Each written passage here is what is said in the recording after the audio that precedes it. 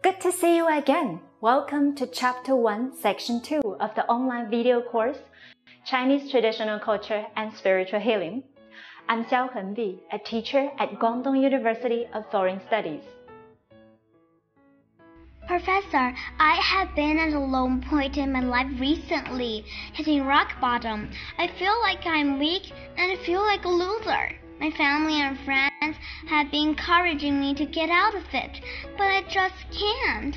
What should I do?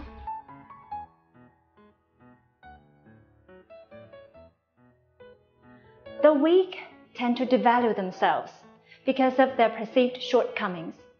How can they get out of this? Generally speaking, there are two ways.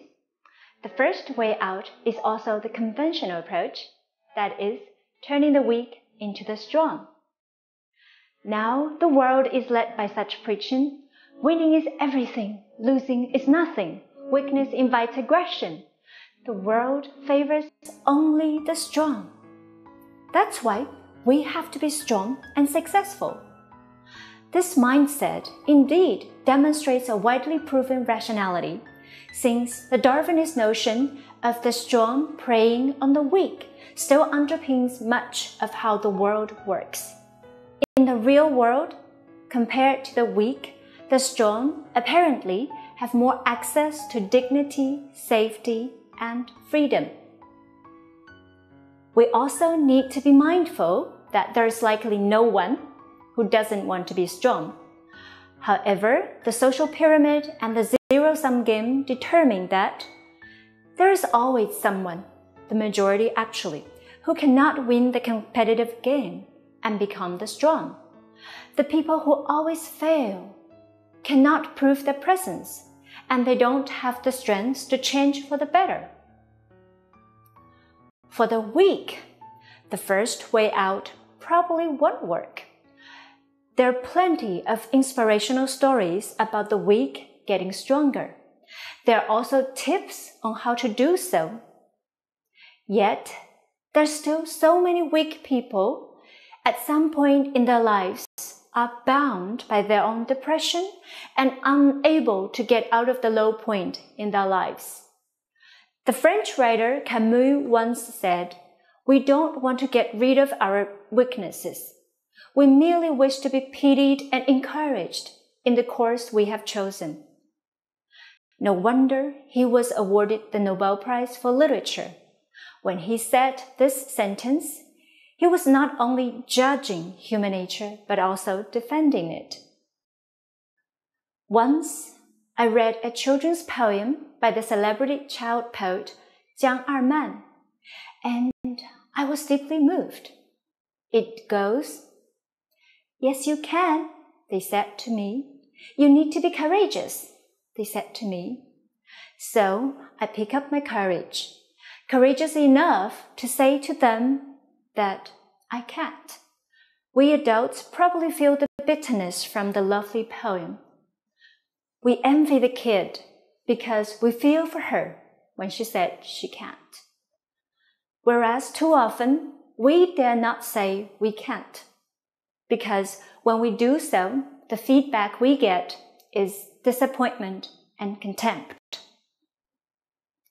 The compassionate Zhuangzi adopts the second approach. He talks to the weak honestly. Accept yourself, no matter whether you're weak or not. That way, you can free yourself from the fear of being weak. For the weak, there is no need to be afraid of being the weak in a worldly manner. The light from heaven shines as bright on their windows as it does on the mansions of the strong. Only when they come to terms with the fear of being the weak can they truly become the strong. Zhuangzi portrays many people who grasped the true meaning of Tao. Many among them, by the conventional standard, are truly the weak. Some of them are afflicted with severe wounds or disabilities. For example, there is the one who lost one foot, the one who lost his toes and had to walk on his heels, the crippled, the hunchback, the hair-lipped, the one with an enormous tumor, Some don't have decent jobs. There is the butcher, the cicada catcher, to name a few. But they are the strong ones in their own lives. Their lives are in no sense inferior to the strong in the traditional manner. It is stated in the text 道德经, Tao Te Ching, that the conqueror of man is powerful. The master of oneself is strong. This means the conqueror has force, while those who overcome their own fear have true strength. Zhuangzi has always been the unconditional spiritual support for the weak, helping them to become strong souls. After all, it is only with strong souls that they will live strong lives. Now we've come to the end of the lesson. Before we go, I have some questions for you to think about. 1. When you are aware of your weaknesses and the limitation it brings to you, what do you do? 2. According to Zhuangzi, how can we free ourselves from the fear of being weak?